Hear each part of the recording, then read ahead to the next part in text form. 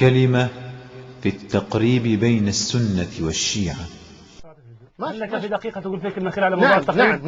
نعم. لا من وقتك، من الدقيقة الفاضلة تقول كلمة على التقريب معه. أنا أطلب كلمة للتقريب. أقول أولا ما ذكره التيجاني من سفاسفة على أصحاب النبي صلى الله عليه وآله وسلم كلها مردود عليها في كتاب حقبة من التاريخ وكتاب كشف الجاني، لأنه الآن يسرد ويهدر هدرا لا يمكن أبدا أن نرد على هذا الهذيان في أمثال هذا الوقت. كما ترون هي ربع ساعة أو أقل. أنا أطلب من مثقف الشيعة ومن عقلائهم أن يعلنوا براءتهم من هذه الكتب ومن مؤلفيها، وأن تخرج فتوى صريحة من الحوزات تعلن كفر من يقول بتحريف كتاب الله تبارك وتعالى وعدم طبع تلك الكتب التي تثير النعرات، التي تسب أصحاب النبي صلى الله عليه وسلم والتي تطعن في عرضه صلوات الله وسلامه عليه، وأن يمتنع علماؤهم وخطباؤهم من سب أصحاب النبي صلى الله عليه وسلم. إذ كيف يعقل أن يسبوا من هم خير عندنا من آبائنا وأمهاتنا ثم يقولوا كفوا عنا؟ لا والله لا نكف عنكم. إن سببتم أصحاب نبي الله صلى الله عليه وسلم والله إنهم عندنا أحب إلينا من آبائنا وأمهاتنا وأولادنا ومن أنفسنا كذلك، وكذا آل بيت النبي صلى الله عليه وسلم. لا والله لا نكف عنكم حتى تكفوا عنهم رضي الله عنهم وأرضاهم. ولذلك هذه الكلمة أوجهها من خلال هذا المنبر. أنا أشكر شكرا جزيلا عميقا الدكتور محمد الهاشمي على إتاحة هذه الفرصة حتى يعرف الناس الحق، فإن معرفة الحق هي أول طريق للوصول إليه.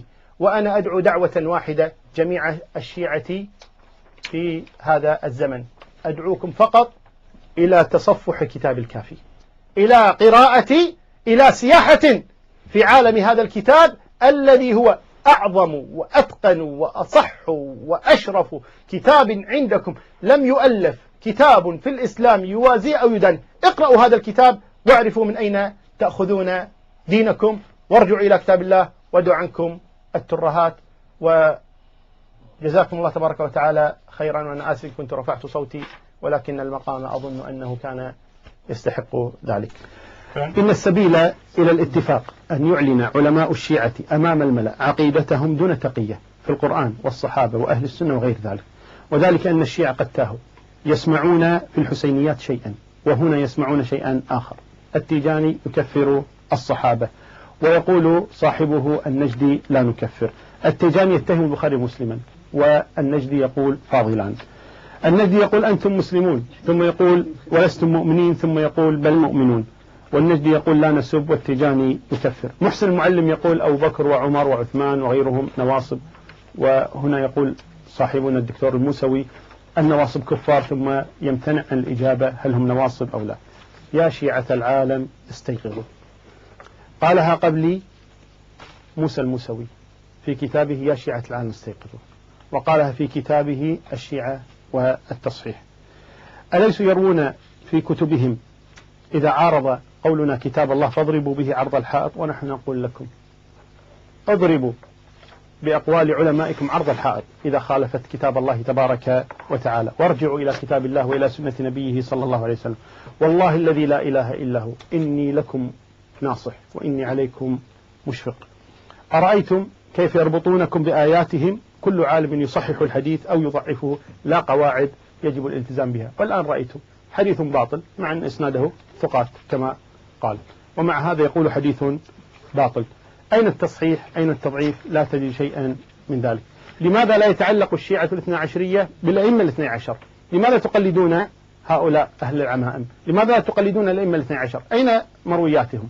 أين أحاديث الرسول؟ ارجعوا إلى كتبكم، اقرأوا كتبكم، نريد أن نرجعكم إلى دينكم، ارجعوا إلى دين محمد صلى الله عليه وآله وسلم.